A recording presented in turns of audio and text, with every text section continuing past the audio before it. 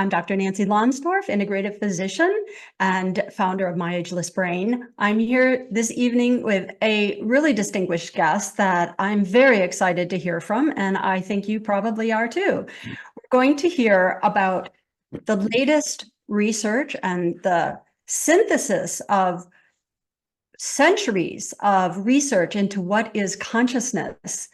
And we have the world leading expert in meditation and consciousness with us today, Dr. Tony Nader, who is a graduate of the Harvard Medical School and got his PhD in neuroscience from the MIT.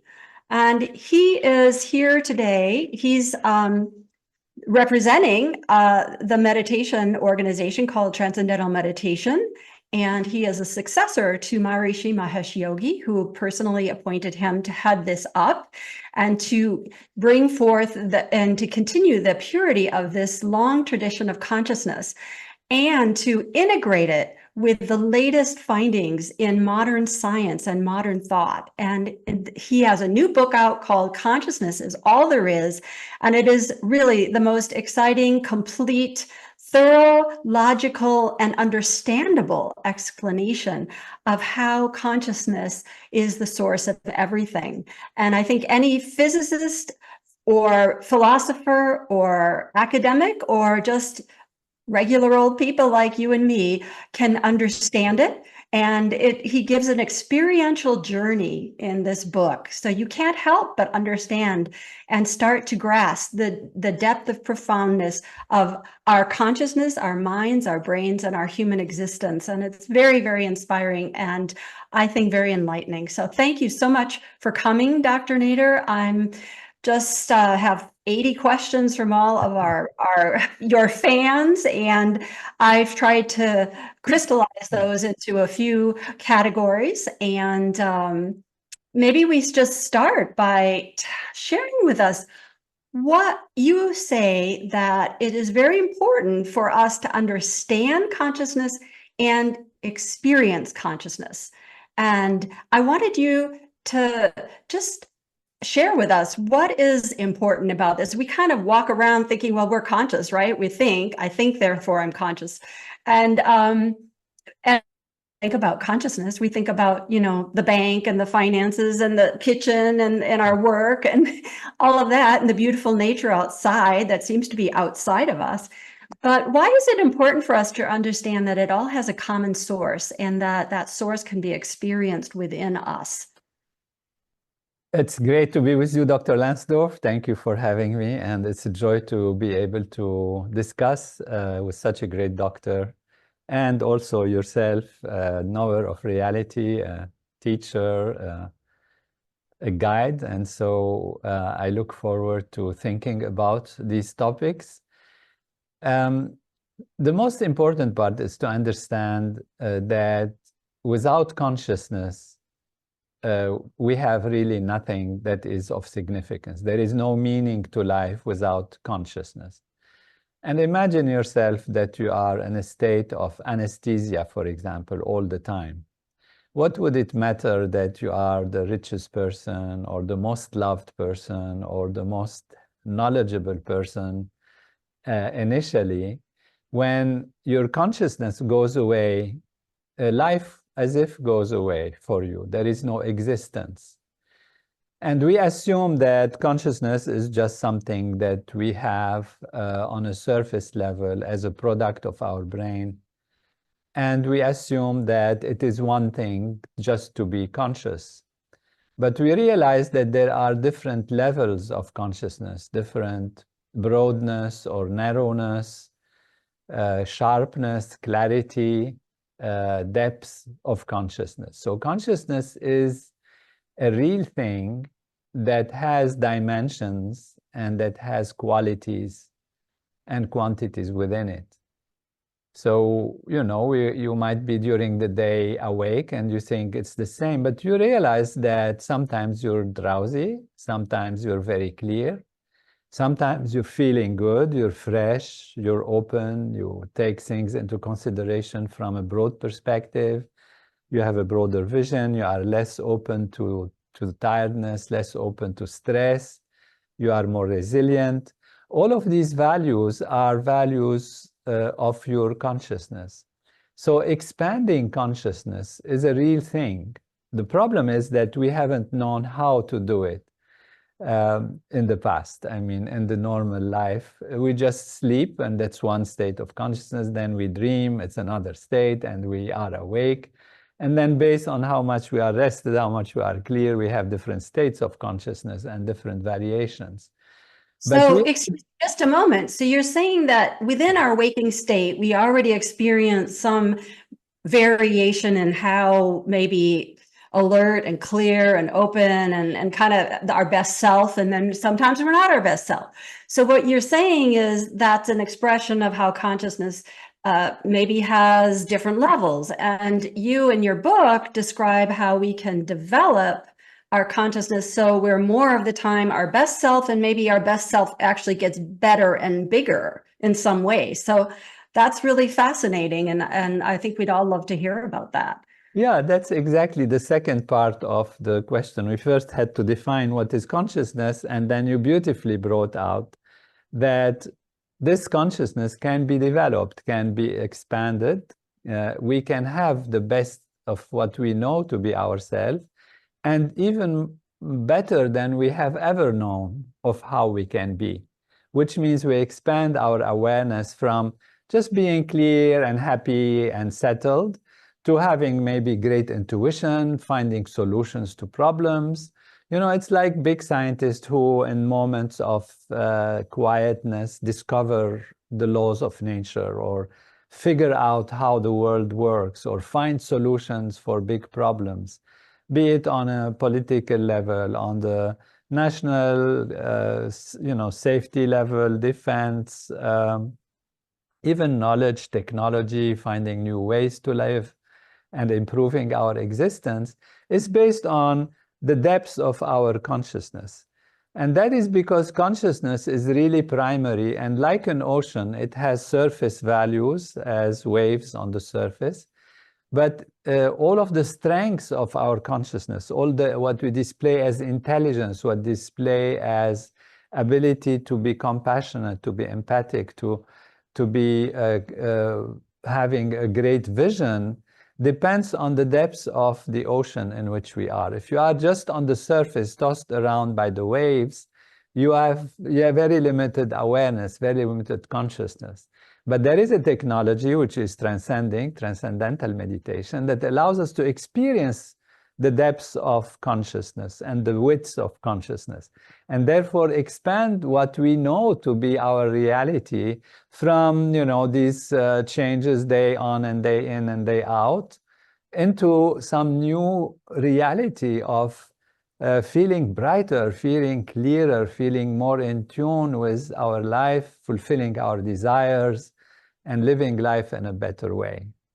So that's really fascinating. And basically, your book says consciousness is all there is.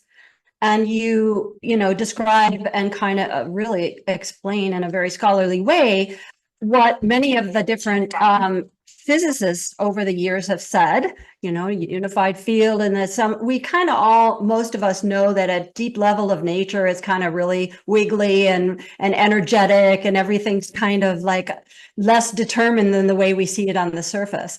But what you're saying is that in the depths of our mind, we can experience something when we're awake, for example, other than just, the house and the car and the people and the job. It's like you're saying that we can make all that disappear, be awake, and yet experience just the wakefulness and not everything else, and that there's a value to that. Yeah, exactly. That's what we call pure consciousness, and that's what we do in transcending. Yes. That's why we talk about transcendental meditation, which means to go from the surface level of the ocean and go beyond. Transcending is to go beyond, and you go beyond the surface layers of daily experience, of memories, and you dive into the true ocean of consciousness, which is the original, the essence, that which actually is the source of all possibilities. It's the managing director of the entire universe in a spontaneous way, which is there is an ocean and the ocean becomes the waves. This is, of course, an analogy. It has its own limitations, but it still gives us an idea how it works. So imagine an ocean that is limitless, which means it is beyond boundaries, it's infinite, and that it's beyond time and space, and it's not physical.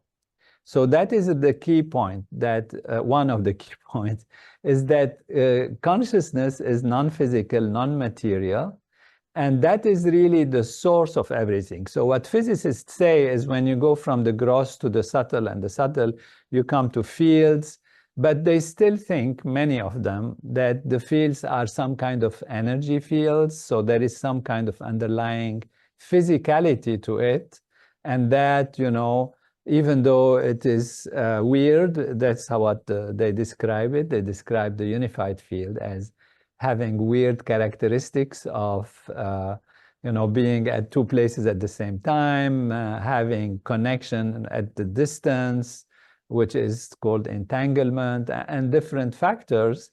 The main thing in this aspect of the physics discovery is that it takes multiplicity on the surface and shows us that at the basis of multiplicity, there is unity. Now, there is one step more to go, and to say that this unity, this ocean, because, a field is like an ocean, it's to say, and many physicists have imagined or thought and felt based on different calculations and experiments and also logic and thinking, that this field is actually a field of consciousness. As some ancient knowledge and ancient wisdom says, that this field, which is the one field that becomes and appears as many, is a field of consciousness.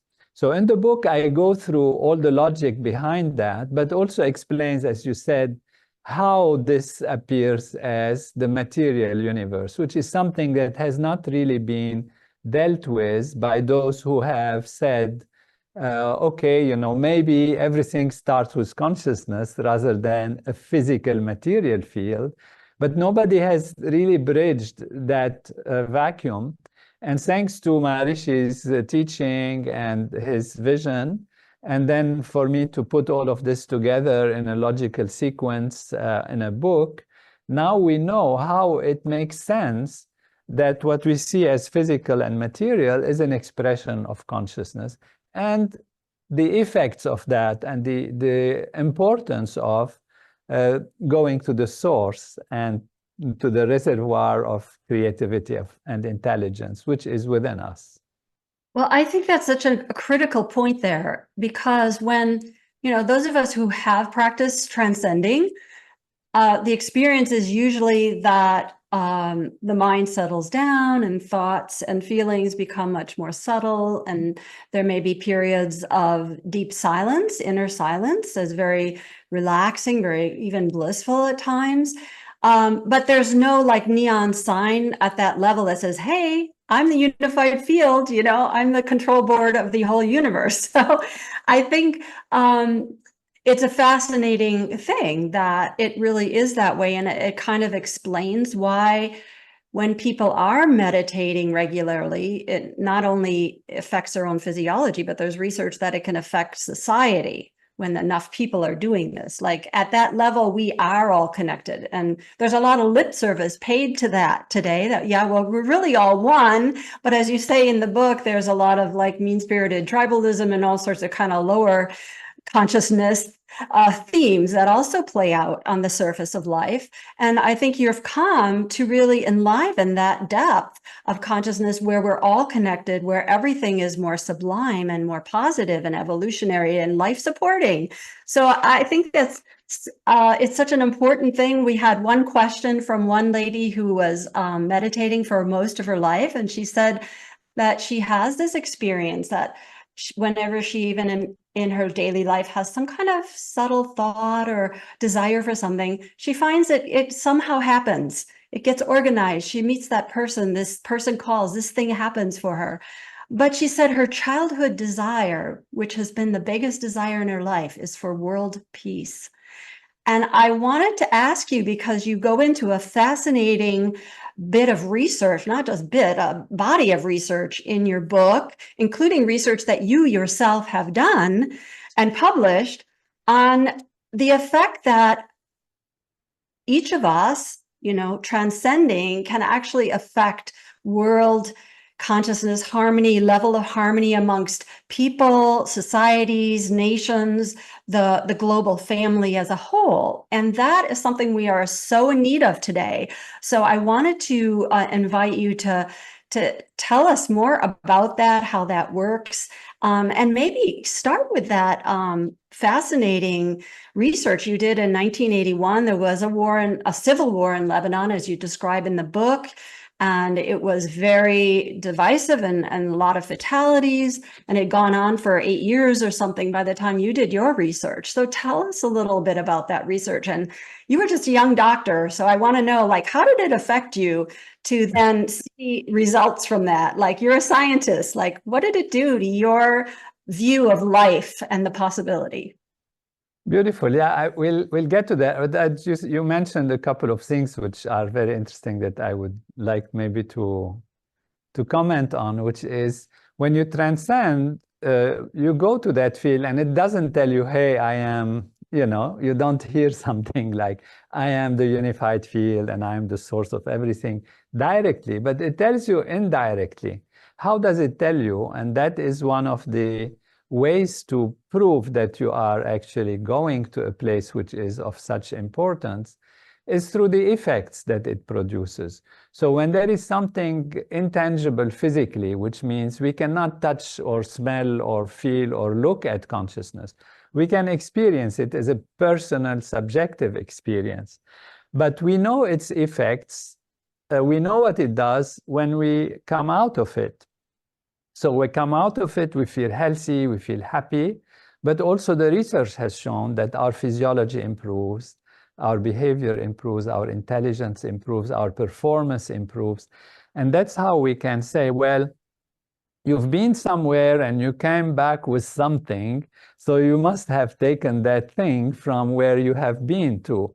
And so that is how we can tell that that field has these qualities that you are coming back with once you visited it. It's you go to a place and there is a treasure, you come back with something and then you show the people. So in this case, you're showing in yourself, and to the extension of showing to yourself, you're showing society also as a whole, which brings us to that point about the effect on society. So when one individual goes there, the effects are on the individual. But when many people practice these techniques together of going to that source, then the effect is on a more collective level. That's why we call it collective consciousness. So we have our individual consciousness, which is how we experience consciousness from our individuality, our own specificity as an individual.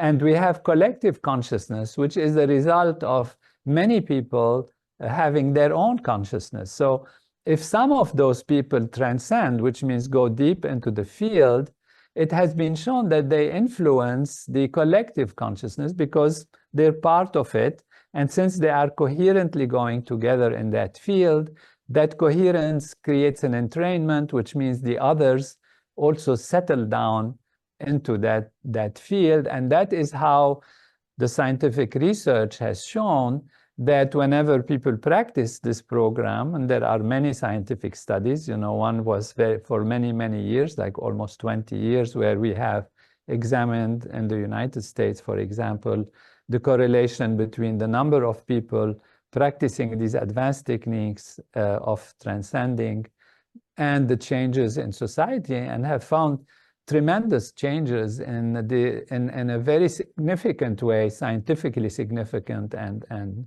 controlled and published and all that, decrease in accidents of the road, decrease in conflict, decrease in crime, decrease in hospital admissions, decrease in infant mortality, things that seem to be not correlated on the surface, but when you see that there is this positivity, this great harmony and peace in a collective environment, all of these negative things disappear.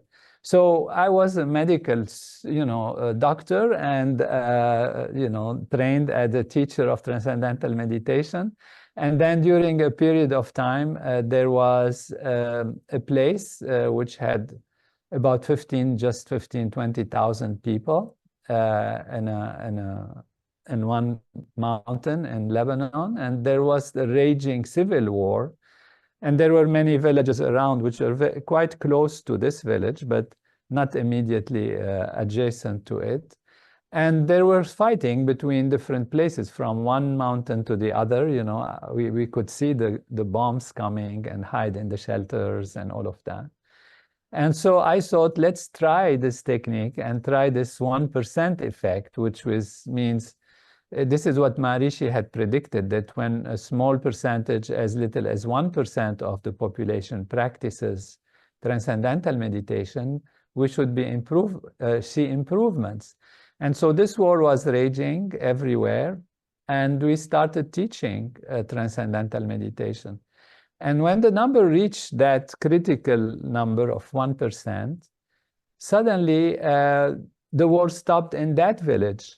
And people didn't get any bombs anymore for some reason, for some unknown logic, for other people. They turned to the other places because they continued on the other places, not that it was shifted. They continued as it was before in other and surrounding and control places, exactly the same. And this village, this town, Baskinta it's called, actually experienced amazing peace and harmony. The schools opened.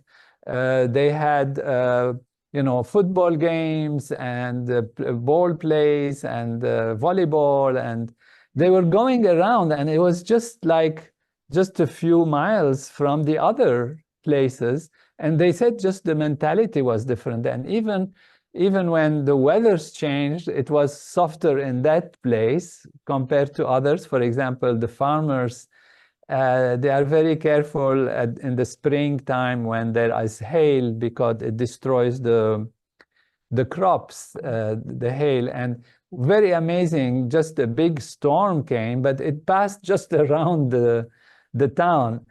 So the contrast was so big between the stress of the other places and the peace and harmony in that village, that the contrast is really amazing. And so this and other research studies, which were repeated many times, we have 116 research studies of this kind, and even more actually advanced and with control groups and longitudinal and proactive and prospective, which means we announce it's going to happen and let's see what happens. So, we did statistics in that village and asked people, why do you think this is happening? And the majority of the answers was, God likes us this year. There are 116 prospective studies, not all of them prospective. Some of them we came back and looked at the data from before, but there are many studies that have been announced. Like in this study for the village, for example, we have said that we'll see if what happens. We didn't announce it, but for example, a big Washington study that was done, it was announced to the scientists, and we asked the statisticians and all of that to look into it and see, because we said we will expect reduction in crime in the city of Washington. We will expect changes in the government, etc. So watch it. And the actual scientist said, it might take just a huge thunderstorms and snowstorm and whatever for this potentially to influence that. So there was no storms, but yet the reduction was very significant, almost 25% reduction in crime. And so it has been repeated many times, and it has always worked. And it's interesting, for example, in that village, when we asked the people, why you think this has happened? The answer was, we think that God loves us this year. And so it's kind of an intuition about some force, some value that is very, very deep within. That's beautiful. I think that maybe the greatest desire of this lady could be fulfilled if somehow this knowledge could get out. I'm really glad that you wrote this book. You have made it so accessible to everyone and so compelling and so understandable. It's really a knowledge for our time, and you have done a great service to do it in such a logical and clear way, just like your other books, which are amazing, and how the human physiology is really a direct replica of nature's intelligence and how it's structured if you look at the quantum mechanics and all those different depths of nature. And I think a lot of the people that are listening are really interested in health and interested in how consciousness and health may be connected, how achieving higher states of consciousness may maybe possibly influence health. We had a question, how can consciousness, if everything's consciousness, the physiology, how can we facilitate the healing of the body through consciousness? Is there anything, we know that every day just transcending has a really powerful effect over time, but sometimes with aging or with genetics or with some kind of accident or something, people start suffering from other things. And how do you want to address that? We have to give what appears as the body, which is the dynamics of consciousness. So we call it the body anyway, because consciousness appears in different layers. And the fact that it has a certain way of being experienced, like in our human sensory perception, we experience it as physical and material and like that. It doesn't mean that the layers that are upholding that surface layer isn't exist. In fact, it is the blueprint on which the other layers happen. Like you have the DNA that manages the affairs of the cells, and then this is managing the affairs of the body, and there is a back and forth interaction with that. So going back to the original design is one simple way to say that we have an original design, but as we go through life, we have wear and tear, and we have accumulation of deposits of stress and strain and problems. Maybe we eat the wrong food, maybe we have exposure to environmental toxins, maybe we just get tired, we don't have good routine and all of that. And this leads to an accumulation of factors that influence the state of health and disease that we have. Now, what happens with consciousness is, because everything is consciousness, as you dive into consciousness, you are bringing everything back into its own original design. And so you are settling down. It's like rest is a basis of healing and good activity, because when we rest in the night, for example, the body clears itself from toxins, from stresses and strains, fatigue on the physical and on the mental level. That's why we become fresh in the morning. When you rest deeply during transcendental meditation, this brings you back the whole mind and body, means everything, our physiology, to a more settled state, which gives us a chance to heal. So healing happens when you give the body a chance to heal. And that is the importance of transcending and going deep within ourselves. And we can actually readjust even if the DNA has been obscured by something or is not working properly. We know now through epigenetics that it's possible to reverse those if we put ourselves in the right situation and right condition. Now, this is transcending, but it doesn't mean you transcend and you go out and you do everything wrong, because everything contributes to our physiological functioning. Even experiencing something, even listening to knowledge or discussing something of an inspirational value, going to music or concert that is soothing, eating the right food, having the right habits, sleeping in the right environment with the right orientation, you're having enough exposure to the sun, enough exposure to fresh things that we eat. So all the things that you, Dr. Lonsdorf, teach the people to do, teach your patients and others who come to you, which is marvelous. They're all readjusting, rebalancing the whole system, which in a way they are all playing on or adjusting consciousness, really adjusting consciousness. Because when you eat the wrong food, you're not happy, you don't feel good. And so that means your consciousness has been colored like that. When you eat the right food, you are rested and all that, you feel clear, you feel happier, you feel more rested. So all of these are interconnected. So physiology is not separate from the mind, it's a continuum. The mind is one aspect of expression of consciousness. The body is another aspect of the expression of the same consciousness. And in this continuum, one influences the other back and forth from all these different angles. So we have to have the right routine, the right diet, etc., exercise and sleep and all the things that for example, Ayurveda, Maharishi Ayurveda teaches, which are the different approaches that we are calling in our now programs, the Consciousness Advisor program that guides the people from all these approaches to improve their actual ultimate reality and align back with themselves, which is aligning back with pure consciousness and with the initial design and allowing it to evolve to a higher value. Well, thank you very much for that. I guess it's not a magic to get higher states of consciousness to just take care of the body, but it also doesn't mean that if your body isn't perfect, you can't experience higher states of consciousness. Is that correct? But yeah, it goes together. Although, if there is something in your body that is not necessarily working perfectly, but you still have ability to be conscious and the ability to experience through some of your senses, there is a way to transcend even that and kind of overcome that limitation. So the possibilities remain open.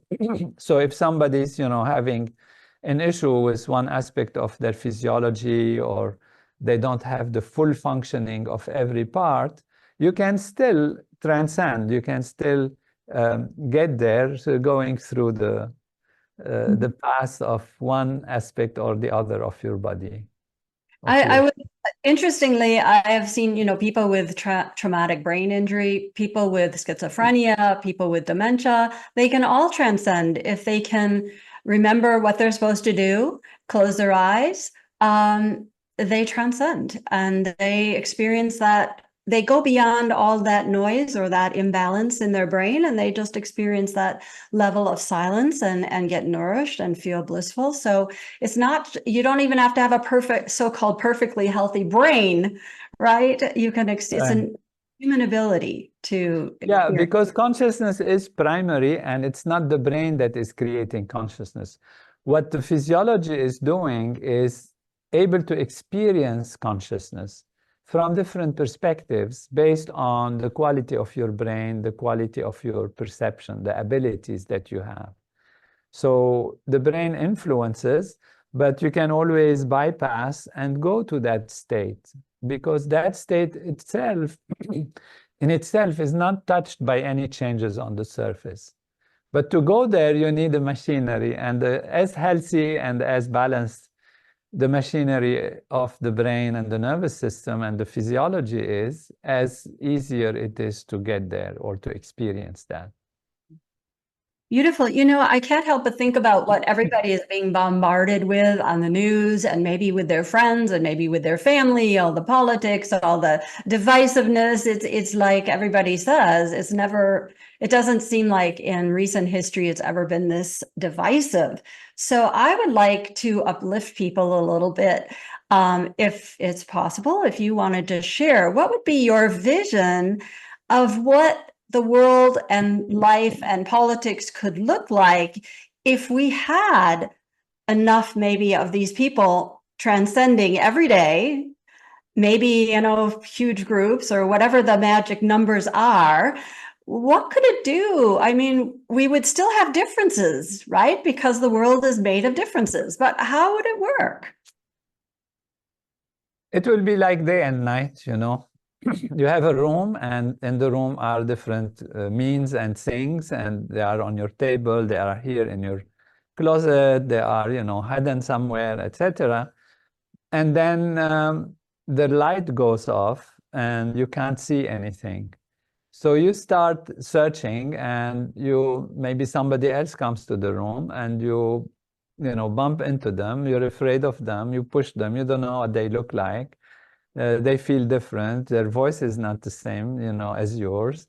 You are threatened. Are they going to take your things from your room? And what's going to happen to you? So you push them, they push you, you fight, you are angry. And then you put the light on, and you see, oh, this is a person, and maybe you talk to them and say why you are here. Oh, I came to visit you to say hello. I didn't want anything just like that. I mean, I'm just inventing this metaphor to say, you know, how it will happen. And when the light comes, then the darkness goes away. And in the same way, when we dive deep within, then the surface values do not overshadow the essence of life, the meaning of life, the depths of life.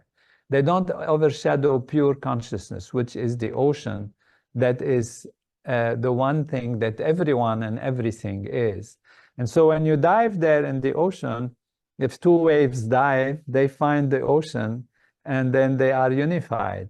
Even though on the surface they are different, but on the sensory level, on the deep sensing, on the deep experience level of reality, they know they are one. Even though maybe intellectually they might not kind of immediately acknowledge it or know it, but on the depths, you know, there is some intuition, some natural thing that comes up that allows you to see the other as part of your life, as part of what can help you, as somebody who is, you know, thinking differently, but they have also ideals, they have desires to do better. And so the differences then become supporting each other for a greater good if, you know, there is some dialectic in a sense that happens where even differences can cooperate to create something new by discovering a new dynamic that maybe was not there before when we are stuck in a small thing. So there is the possibility and certainty from our experiments that when groups will gather and be large enough to create the effect, that divisiveness will go, that there will be always finding a measure that will be able to satisfy everyone, which is now the fear that how can you satisfy everyone? And that is really because then there will be more actual individuality in performing actions and establishing do's and don'ts and all of that are able to take into consideration everybody's special needs, you know, and guide them in the special way, even though they can be different, and sometimes maybe different people will require different paths to get to greater happiness and greater enlightenment. And even, you know, the application of law might have to be more individualized, more taking into consideration specific circumstances. And so it's not anymore like 50% of the people are going to be unhappy and 50% will say they're happy, but they're not going to be happy necessarily anyway.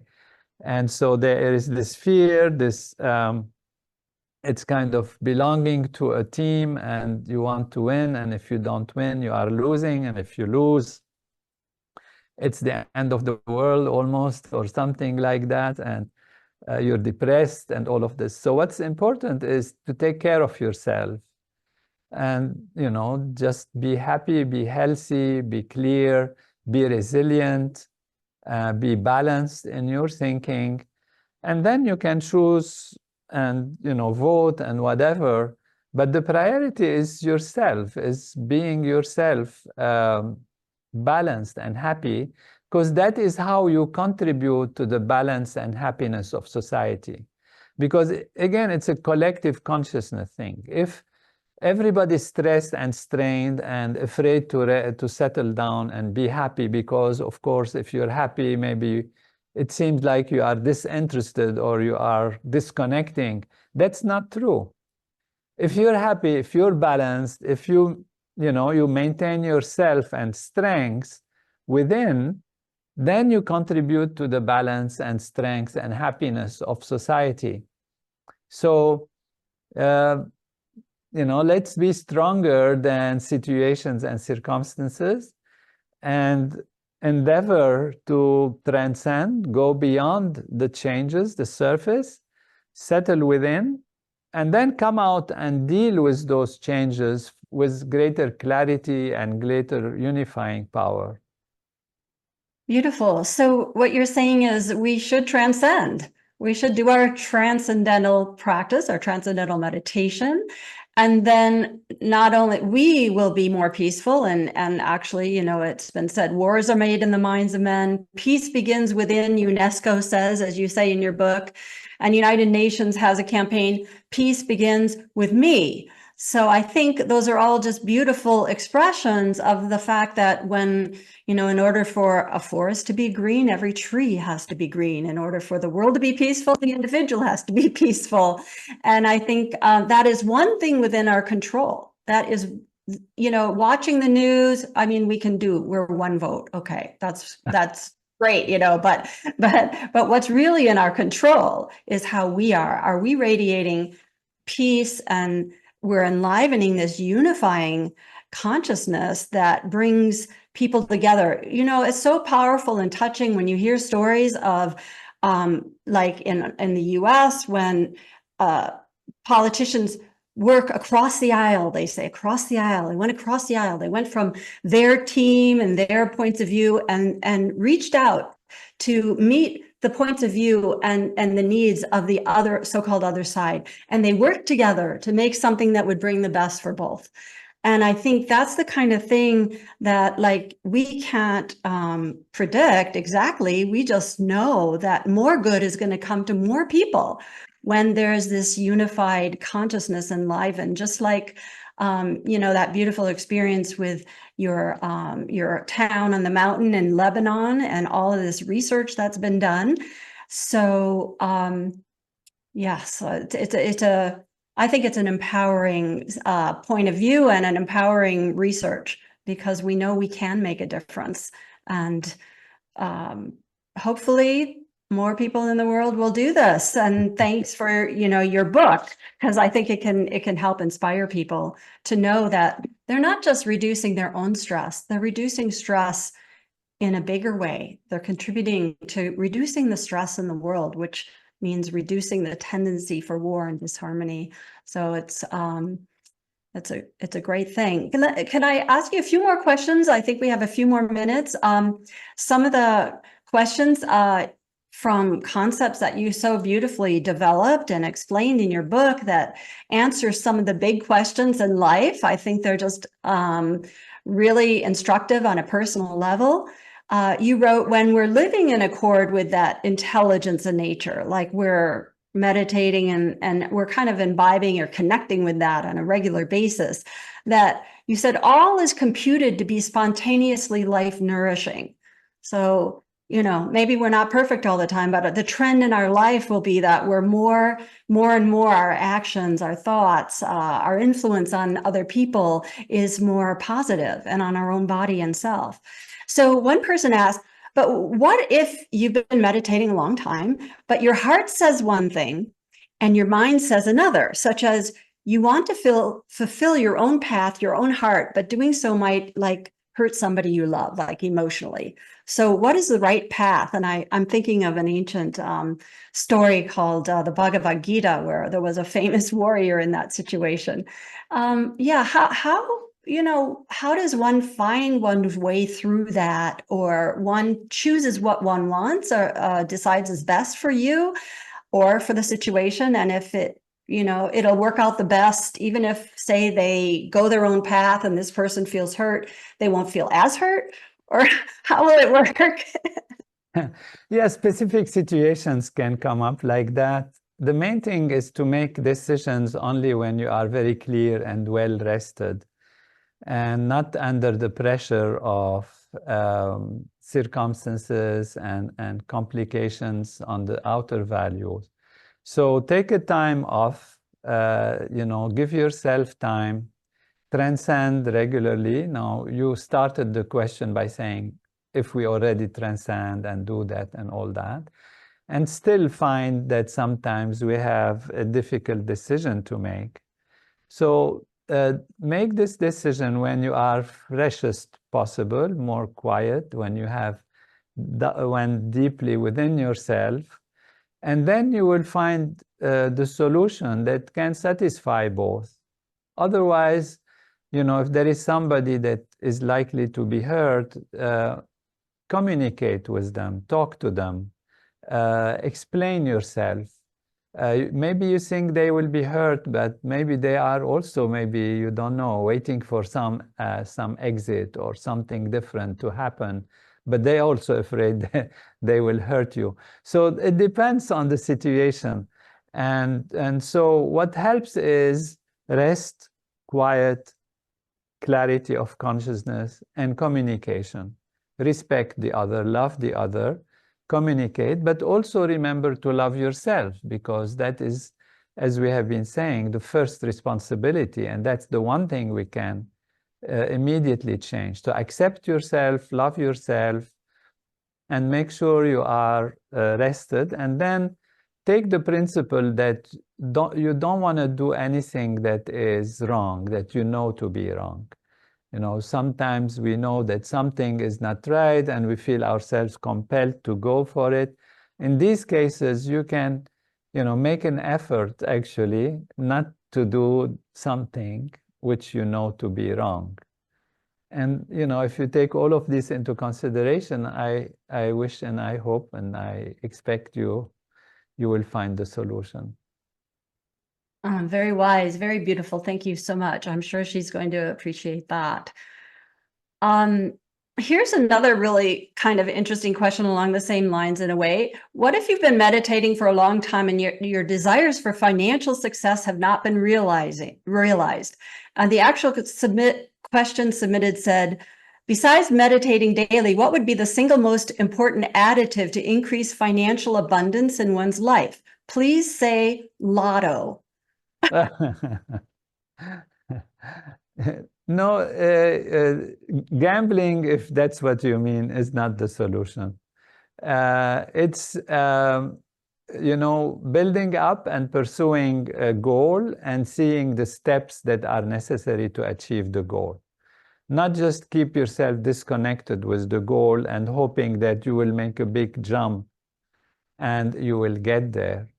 What you want is to see the steps. Are the steps to go to the place, are they clear in your mind? And then start with one step, and then the second step, and then build up until you get to the goal. That is so beautiful and so practical and so important for everyone to understand. I think, because as it's said in the Bible, even, seek ye first the kingdom of heaven and all these things will be given to you as well. Or be everything, be the unbounded ocean of consciousness, and all aspirations, big and small, will be fulfilled. But it doesn't mean you don't have to take action or thoughtfulness and actually, like you say, plan steps of getting there and have a goal. It doesn't just fall from heaven, right? You may have exactly. So this is a joke we can say if you want. It takes us one extra minute because it corresponds to that lotto thing. And there was a guy who wanted to win the lotto, and he was, the ticket, his ticket never hit the target of what he needs. And so he kept praying to God, and God says, I cannot do this, that's not fair, and like that, whatever. At one point, God got tired from him and said, okay, this time you will win, you will win. You will have the right ticket, and you will win. So the time comes, and the guy goes to God and says, I didn't win. What happened? And God says, at least buy the ticket. At least you should have bought the ticket. That is, yeah, very, very beautiful. Thank you for that. I think maybe in our conclusion, maybe we can talk about one more thing. You mentioned love ourselves, and I think that's a lot of different traditions and different thought leaders and motivational speakers talk about that. Maybe even psychologists tell their patients to love themselves.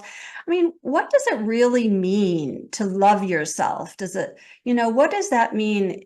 Do you sit down and you try to feel love and try to say, "Oh, I'm so wonderful," or what does it mean, love yourself, in your Love mind? comes at the beginning of love starts with appreciation.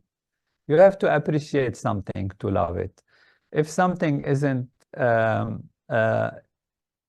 open to be appreciated, some people love others because of their qualities, of their intelligence, of their looks, of their ability to help, of their strengths, of their whatever, different reasons or a combination of reasons.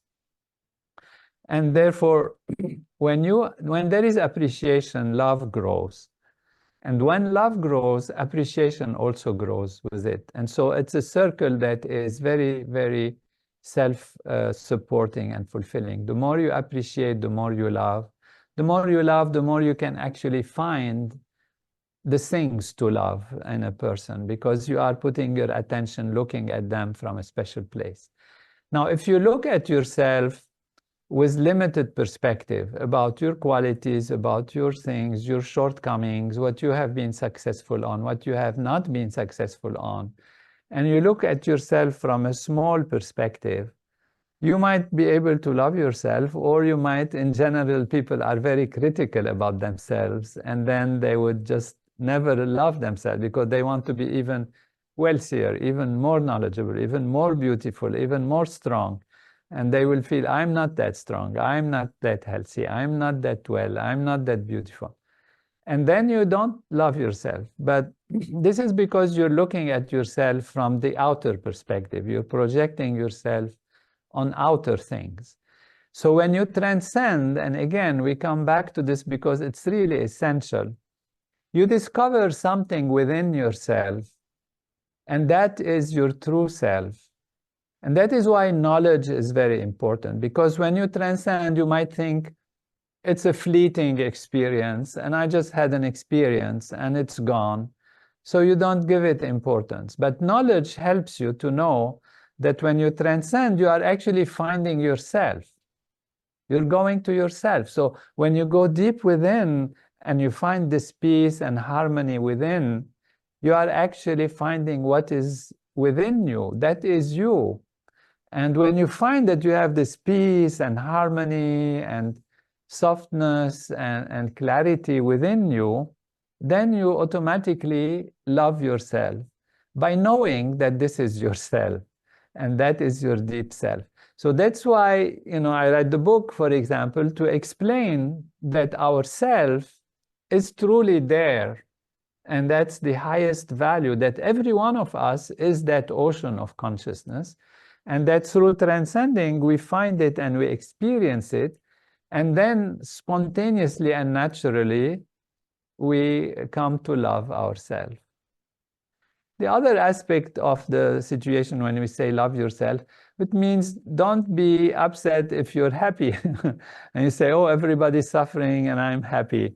And I shouldn't be. Or, I am well and healthy, but maybe I should be suffering like the others. That's not helpful, neither for yourself nor for the others. Accept to be happy. That's also what it means. When you are in a good situation, accept it, and know you deserve it. And the meaning of life is to grow. And and our birthright is to be happy, not to be sad. And therefore, it's a natural thing. It's a spontaneous thing. Accept it. So by accepting that, you are loving yourself also. By accepting the good things, the nice things, the moments of experience, you are loving yourself. Beautiful. I can't help but ask you two more questions. One is this whole concept of karma and randomness. And I think, a lot of people get into suffering because maybe they have something challenging or something that's causing some temporary, maybe or long-term suffering. And they say, oh, it's my karma. And, they feel bad about themselves. And they feel, what did I do to deserve this? I've lived a good life. Maybe in a former life, I must have done something terrible to deserve this. It's very hard for them to come to acceptance and some kind of peace about their situation. And you also said everything that happens is not just karma. I thought it was very fascinating. You said there's an element of randomness in life. And I remember one time Maharishi said about some accident that happened, and he said, how that this person was doing such good things, how could that happen to them? And he said, it was an accident. So, I was thinking, yes, there's randomness, and you're probably speaking about it from a very pure physics point of view of level of randomness. Can you just explain a little bit and give people some perspective that will help them not suffer so much if they are having something, not so great? There is always an element of action and reaction, which can bring in factors from the past, like karma. So we know karma, there is no need to expand on it. So it could be a past responsibility. But it's not only that. Some things that happen to us can be a challenge so that we can grow. And so this is another aspect of overcoming difficulty allows us to expand our ability to overcome difficulties and allows us to be bigger and more than the difficulty itself. So that is another aspect. The third aspect in this case, which we are calling randomness, is that the way the whole paradigm of consciousness is all there is unfolds requires freedom. And freedom on the most basic level of manifestation, let's say in electrons and in particles and all that, is not freedom of choice like we have in the human level of freedom. This is where there is randomness. This is where there can be things that happen in a random way that lead to different possibilities emerging. And so these different possibilities that emerge can impact on the surface level, and they can have a bigger impact into, like, for example, an accident. And so in this case, we can foresee the possibility that something can happen as an accident. So how we make a meaning out of this? How do we do it? Number one is by raising our consciousness. We should be able to prevent the danger before it arises. See, there are these levels of awareness where, you can say, I'm driving a car and I'm following the rules, and some person who is not following the rules just hit me. What's my fault, So that is one level of awareness. Another level of awareness is you have intuition. So your awareness is so broad and so comprehensive that even though you're following the rule, you suddenly decide to look and to wait and not to accelerate, even though if it's your own right. And there you kind of escape the accident. So when there is potential for randomness, it can be counteracted by a higher consciousness, your higher consciousness. And that is why expanding consciousness should be able to protect you from getting exposed to potentials of randomness. So when you are in it already and it has happened, what do you do? Again, the solution is the same. Get over the challenge, go back to yourself, transcend, expand your consciousness, and then you will be able to overcome the situation and even maybe forget it completely and move on. So this is how we see all of that. Beautiful. I'm sure that's very helpful for the person and all of us to keep that in mind. As one last question, Dr. Nader, I know you've spent years and years compiling all of these thoughts and all of this knowledge and creating and synthesizing a very logical flow and writing this book and refining it and rewriting it and making it as accessible and clear as possible. And now you're bringing it out, and we're excited to all order it and to read it and apply the knowledge in our lives. What is your number one desire as a result of having brought out this book?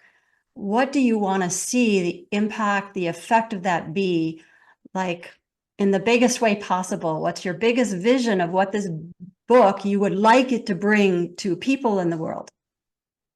Is to inspire the people to do the right things, which I also point in the book what they are, practically transcending and going back to the self and all of these things that we discussed, and therefore be happy and harmonious within themselves, fulfill the meaning of life, understand what the meaning of life is, and grow in strength, in happiness, in unity, in well-being for the individual. But overall is to explain to the world and to look at reality from its true perspective, which is consciousness. People look at reality from the perspective of physicality and materiality, and they think this is what we are all about, and everything is happening based on that. And other aspects of, love and this are emergent qualities. But if we can understand that the basis of life is consciousness and how to use consciousness in order to create happiness for the individual, peace and harmony in society, I hope that they will now understand the meaning of the research on, for example, the group effects of transcendental meditation and its advanced techniques, and why and how it works, and that it's not something esoteric or based on belief or some kind of magic, but something scientific, and that it has a mechanism of action that is understandable and that can be applied to create peace and harmony and fulfillment for every individual and society. Fantastic. Thank you so much. And I wish that for your book. I wish that for every individual in the world, as I know you do. A much more harmonious life is just by closing the eyes, go within and feel relaxed and blissful. It couldn't be any easier than that, could it? So thank you so much, Dr. Nader. And thank you for writing your new book, Consciousness is All There Is. I hope everybody listening has already purchased that. And if they haven't, I encourage you to go do it. I've ordered both Kindle and the hard copy. And I love to underline all these fabulous points you've made. And really, it's an amazing reference of all these truths from perspective of psychology, philosophy, physics for centuries, and it brings it all together and makes it all understandable, from William Blake to Galileo and everybody. It's amazing.